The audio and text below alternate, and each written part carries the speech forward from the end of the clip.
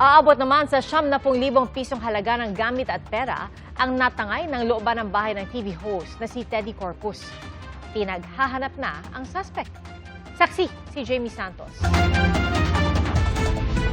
Batay sa CCTV footage, bandang alas 3 ng madaling araw nitong araw ng linggo, May 3, makikitang inakyat ng isang suspect ang balkonahe ng ikalawang palapag ng bahay ng It's Showtime host na si Teddy Corpus. Dumaan ang suspect sa bintana. Pagpasok, binuksan nito ang pintuan at hinalughog ang mga gamit sa loob ng bahay.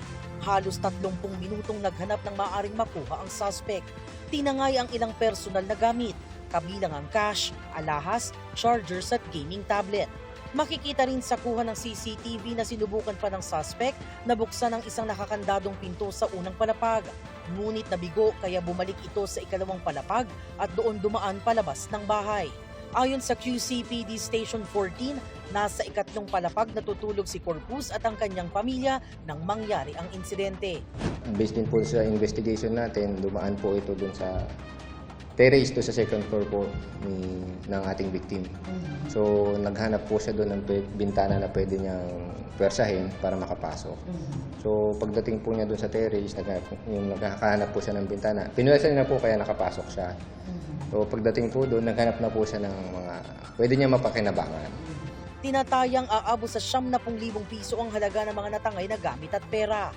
Matapos mai-report ang insidente kinaumagahan ng Lunes, May 4, nagsagawa ng follow-up investigation ng mga otoridad, kabilang ang pag-review ng CCTV at pakikipag-ugnayan sa barangay. Immediately po nung pagka-report po sa atin ng complainant, ng victim natin si Sir Teddy, ay nag-conduct po tayo ng immediate follow-up operation para po matuntun yung suspect natin at ma-apprehend siya. So luckily po nung pag-dispatch ng follow-up operatives natin, in-approach po nila kagad yung purok leader na may area po dun sa pinangyarihan ng insidente. So pinakita po yung CCTV, so positively identified nga po na yun po yung suspect natin.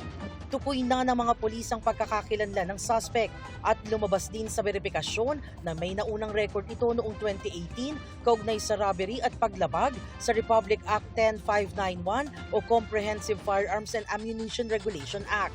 Sa update ng TV host, nakipag-ugnayan umano ang suspect sa kanyang kapatid upang isauli ang nawawalang iPad na naibalik din kalaunan sa kanya sa tulong ng barangay.